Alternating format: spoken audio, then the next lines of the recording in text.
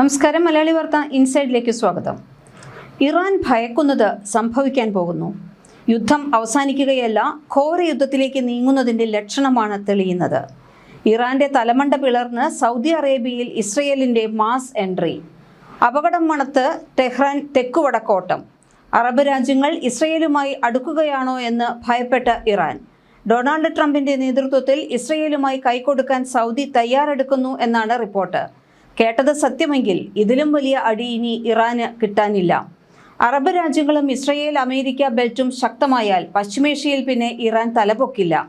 അറബരും ഇസ്രയേലുമായി ഒരു കാലത്തും ഒന്നിക്കാതിരിക്കാൻ വർഗീയതയുടെ വിത്തുപാകിയതിൽ ഇറാന് വലിയ പങ്കുണ്ട്. എന്നാൽ ശത്രുതയിൽ എണ്ണയൊഴിച്ചത് വെറുതെ ആയോ? ഇസ്രയേലും സൗദിയും ഒന്നിക്കുകയാണോ? ഇറാന് ഉറക്കമില്ലാതായിരിക്കുന്നു. സൗദി അറേബ്യയുമായി അടുക്കാൻ ശ്രമിക്കുകയാണ് ഇസ്രയേൽ. UAE-യുമായി നയതന്ത്ര ബന്ധം സ്ഥാപിച്ചുവെങ്കിലും സൗദി മുഖം തിരിച്ചു നിൽക്കുകയാണ്. 2023 ശക്തമായ ഇസ്രയേലിന്റെ ഗാസ ആക്രമണമാണ് എല്ലാ ശ്രമങ്ങളും തകിടം മറിച്ചത്. എങ്കിലും പരിശ്രമത്തിൽ നിന്ന് പിന്നോട്ടില്ലെന്ന് സൂചിപ്പിക്കുകയാണ് Israel president Isaac Herzog. Saudi അറേബ്യയുമായുള്ള ബന്ധം സ്ഥാപിക്കൽ തന്റെ സ്വപ്നമാണ് എന്ന് ഐസക് ഹെർസോഗ് പറഞ്ഞു. റിയാദ് കേന്ദ്രമായുള്ള ചാനലായ അൽ അറബിയയ്ക്ക് നൽകിയ അഭിമുഖത്തിലാണ് അദ്ദേഹത്തിന്റെ തുറന്നു പറച്ചിൽ. സൗദി കിരീടാവകാശി മുഹമ്മദ് ബിൻ സൽമാനോട് തനിക്ക് വലിയ ബഹുമാനമാണെന്നും ഹെർസോഗ് പറയുന്നു. മിക്ക ഇസ്രയേൽ പൗരന്മാരും സൗദിയുമായി അടുക്കാൻ ആഗ്രഹിക്കുന്നുണ്ടെന്നാണ് ഇസ്രയേൽ പ്രസിഡന്റ് പറയുന്നത്.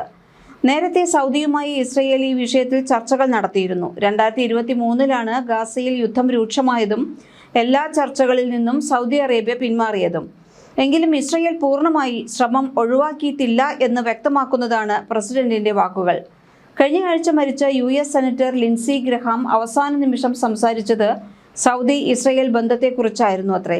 ഇരു രാജ്യങ്ങളുടെയും ബന്ധം ശക്തമാക്കണമെന്നും അതിനുവേണ്ടി പ്രവർത്തിക്കണമെന്നുമായിരുന്നു അദ്ദേഹം സഹപ്രവർത്തകരോട് ആവശ്യപ്പെട്ടത്. അമേരിക്കൻ പ്രസിഡന്റ് ഡൊണാൾഡ് ട്രംപുമായി വളരെ അടുപ്പമുള്ള റിപ്പബ്ലിക്കൻ നേതാവാണ് ഗ്രഹാം.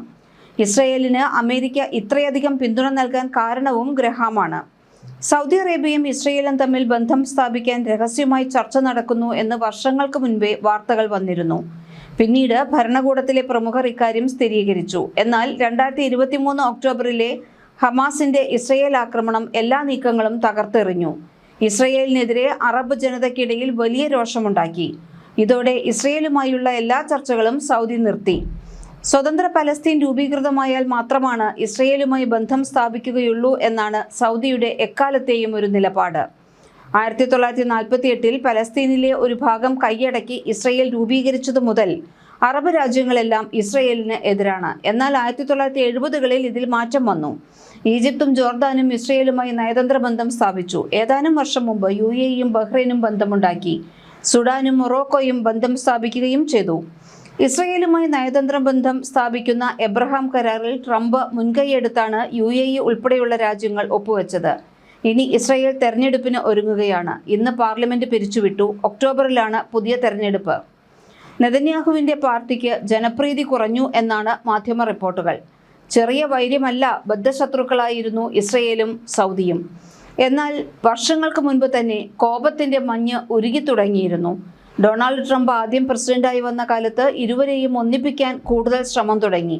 അത് ഏതാണ്ട് വിജയത്തിന്റെ വക്കിൽ വരെ എത്തുകയും ചെയ്തിരുന്നു. എന്നാൽ പിന്നീട് ബൈഡൻ സർക്കാർ വന്നപ്പോൾ ട്രംപ് കൊടുത്ത അത്ര പ്രാധാന്യം ഇസ്രയേൽ സൗദി വിഷയത്തിൽ ബൈഡൻ കാണിച്ചില്ല. പിന്നീട് ഇടുത്തി പോലെ ഹമാസ് ആക്രമണം, ഘോരയുദ്ധം എല്ലാം വീണ്ടും തകിടം മറിഞ്ഞു. പിന്നീട് വീണ്ടും ട്രംപ് അധികാരത്തിൽ. അപ്പോഴും പ്രതീക്ഷ മങ്ങിയിരുന്നു. കാരണം യുദ്ധങ്ങൾ. ഒടുക്കം വീണ്ടും ശുഭപ്രതീക്ഷ ഉയർന്നിരിക്കുന്നു. സൗദിയിലെ പാഠപുസ്തകങ്ങളിൽ വരെ ഇസ്രയേൽ ശത്രു രാജ്യമെന്നായിരുന്നു കുട്ടികളെ പഠിപ്പിച്ചിരുന്നത്. അവിടെ നിന്ന് ഇരു രാജ്യങ്ങളും കൈകൊടുക്കുന്നതിലേക്ക് വരെ കാര്യങ്ങൾ എത്തിച്ചത് അമേരിക്കൻ പ്രസിഡന്റുമാരുടെ ഇടപെടൽ തന്നെ. സൗദി, ഇസ്രയേൽ രണ്ടും സാമ്പത്തിക വളർച്ചയ്ക്ക് പ്രാധാന്യം കൊടുക്കുന്ന രാജ്യങ്ങളാണ്.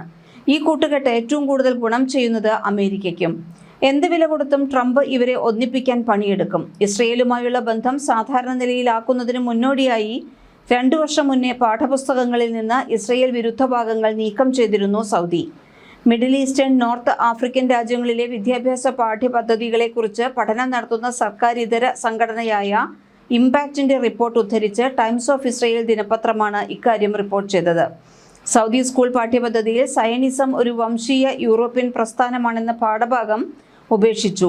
സൗദിയുടെ ഈ നീക്കം ഇറാനെ ഞെട്ടിപ്പിച്ചിരുന്നു. ഇസ്രയേലിനോടുള്ള സൗദി അറേബ്യയുടെ സമീപനത്തിലുണ്ടായ മാറ്റമാണ് ഇത് വ്യക്തമാക്കുന്നതെന്ന് ഇസ്രയേൽ ദിനപത്രം റിപ്പോർട്ട് ചെയ്തു. സൗദി അധികൃതർ ഇസ്രയേലിനോട് കൂടുതൽ സഹിഷ്ണുതയും തുറന്ന മനസ്സും കാണിക്കുന്നുവെന്ന് വ്യക്തമാക്കുന്നതാണ് പാഠ്യപദ്ധതിയിലെ ഈ പരിഷ്കാരമെന്ന് Israel institute for regional foreign പോളിസിയുടെ തലവനായ നിമ്രോദ് ഗോറൻ ടൈംസ് ഓഫ് ഇസ്രയേലിനോട് പറഞ്ഞു.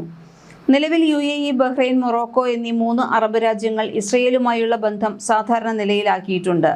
2020 ഡൊണാൾഡ് ട്രംപ് പ്രസിഡന്റായിരിക്കെ അമേരിക്കയുടെ നേതൃത്വത്തിലുണ്ടാക്കിയ എബ്രഹാം ഉടമ്പടി പ്രകാരമായിരുന്നു ഇത് സാധ്യമായത്. എന്നാൽ ഇവയിൽ നിന്ന് വ്യത്യസ്തമായി സൗദി അറേബ്യയും ഇസ്രയേലും തമ്മിലുള്ള ബന്ധം സാധാരണ നിലയിലാക്കുന്നതിന് വലിയ പ്രാധാന്യമാണ് ഇസ്രയേലും അമേരിക്കയും നൽകുന്നത്.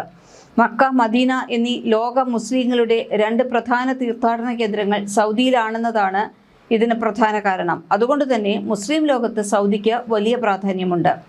സൗദി അറേബ്യയുമായുള്ള സമാധാന കരാർ മുസ്ലിം ലോകത്തിൻ്റെ അംഗീകാരമായാണ് ഇസ്രയേലും US-ഉം കരുതുന്നത്. സൗദി അറേബ്യയും ഇസ്രയേലും തമ്മിലുള്ള ബന്ധം സാധാരണ നിലയിലാക്കാനുള്ള ചർച്ചകൾ വീണ്ടും സജീവം. ഇതുമായി ബന്ധപ്പെട്ട് അമേരിക്കയുടെ മധ്യസ്ഥതയിൽ ഇരുവിഭാഗവും ഏകദേശ ധാരണയിൽ എത്തിയതായാണ് റിപ്പോർട്ട്. ഇസ്രയേലുമായുള്ള ചങ്ങാത്തത്തിന് പകരമായി സൗദി അറേബ്യയ്ക്ക് നിർണായക വാഗ്ദാനമാണ് അമേരിക്ക മുന്നോട്ട് വച്ചിരിക്കുന്നത്. അതേസമയം ഇരു രാജ്യങ്ങൾക്കുമിടയിലെ തർക്കത്തിന്റെ കാരണമാണ് എക്കാലത്തും പലസ്തീൻ. ബന്ധം സാധാരണ നിലയിലാകണമെങ്കിൽ ഗസയിൽ സമാധാനം കൈവരികയും സ്വതന്ത്ര പലസ്തീൻ രാഷ്ട്രം നിലവിൽ വരികയും ചെയ്യണമെന്ന നിബന്ധനയാണ് സൗദി അറേബ്യ മുന്നോട്ട് വയ്ക്കുന്നത്. ഇത്തരമൊരു കരാർ നടപ്പിലാവണമെങ്കിൽ ഇസ്രയേലിന്റെ നിലവിലെ നിലപാടിൽ അയവ് വേണമെന്നാണ് അമേരിക്ക പറയുന്നത്. സ്വതന്ത്ര പലസ്തീൻ രാഷ്ട്രം സ്ഥാപിക്കപ്പെടുന്നതുവരെ ഇസ്രയേലുമായി ഒരു തരത്തിലുമുള്ള നയതന്ത്ര ബന്ധങ്ങളും സ്ഥാപിക്കില്ലെന്ന് സൗദി അറേബ്യയുടെ കടുംപിടുത്തം. 1967 അതിർത്തി പ്രകാരം കിഴക്കൻ ജെറുസലേം ഉൾപ്പെടുത്തി സ്വതന്ത്ര പലസ്തീൻ രാഷ്ട്രം അംഗീകരിക്കപ്പെടുകയും ഗാസ മുനമ്പിലെ ഇസ്രയേൽ ആക്രമണം അവസാനിപ്പിക്കുകയും വേണം. പലസ്തീൻ വിഷയത്തിലും സഹോദരങ്ങളായ പലസ്തീൻ ജനതയുടെ നിയമാനുസൃതമായ അവകാശങ്ങൾ നേടിയെടുക്കേണ്ട ആവശ്യകതയിലും സൗദി അറേബ്യ എല്ലായ്പ്പോഴും ഉറച്ചു നിൽക്കുകയാണ്.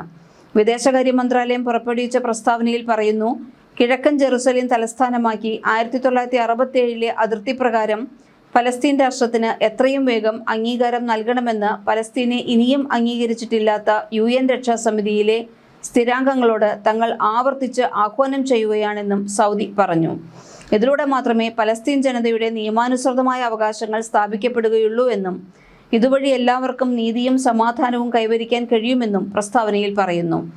ഇതിനിടെ ഇസ്രയേൽ അമേരിക്ക യുദ്ധം കനക്കുന്നു. ഇരു രാജ്യങ്ങളും ഡ്രോൺ, മിസൈൽ ആക്രമണങ്ങൾ തുടരുകയാണ്. US ആക്രമണങ്ങൾ തുടർന്നാൽ ശക്തമായി തിരിച്ചടിക്കുമെന്ന് ഇറാൻ. US ഇനിയും ആക്രമണം തുടർന്നാൽ ഇറാൻ ശക്തമായി തിരിച്ചടിക്കുമെന്നും ഒരു രാഷ്ട്രീയ അതിർത്തിയും സുരക്ഷിതമായിരിക്കില്ലെന്നും ഇറാനിലെ സൈനിക ഉപദേഷ്ടാവ് മേജർ ജനറൽ മൊഹ്സിൻ റസായി മുന്നറിയിപ്പ് നൽകി. തുടർച്ചയായ 7ാം ദിവസവും ഇറാനെതിരെ ആക്രമണം നടത്തിയെന്നും ഇറാന്റെ സൈനിക ശേഷി നശിപ്പിക്കാനുള്ള ശ്രമം തുടരുമെന്നും US സെൻട്രൽ കമാൻഡ് എക്സ് പോസ്റ്റിൽ അറിയിച്ചു. ഇറാൻ US സംഘർഷം രൂക്ഷമായതോടെ ആക്രമണം ജനവാസ മേഖലകളിലേക്കും വ്യാപിച്ചു. തെക്കൻ ഇറാനിലെ ബന്ദർ ഖമീർ തുറമുഖത്ത് 5 പാലങ്ങൾ US സേന ബോംബിട്ടു തകർത്തു. റെയിൽവേ സ്റ്റേഷനിലും പാക് അതിർത്തിയോട് ചേർന്ന ഇറാൻ ഷെർ പ്രവിശ്യയിലെ വിമാനത്താവളത്തിലും ആക്രമണമുണ്ടായി. 8 പേർ കൊല്ലപ്പെട്ടു. തിരിച്ചടിയായി കുവൈറ്റിലെ വൈദ്യുത നിലയവും ജലപ്ലാന്റും ഇറാൻ ആക്രമിച്ചു. ഇറാൻ തുറമുഖത്തു നിന്നുള്ള എണ്ണക്കപ്പൽ US നാവികസേന പിടിച്ചെടുത്തു. ഒമാൻ തീരത്ത് സൊമാലിയൻ കടൽക്കൊള്ളക്കാർ കപ്പൽ ആക്രമിച്ചു. കപ്പലിലെ ജീവനക്കാർ സുരക്ഷിതരാണെന്ന് UK മാരിടൈം ട്രേഡ് ഓപ്പറേഷൻസ് അറിയിച്ചു.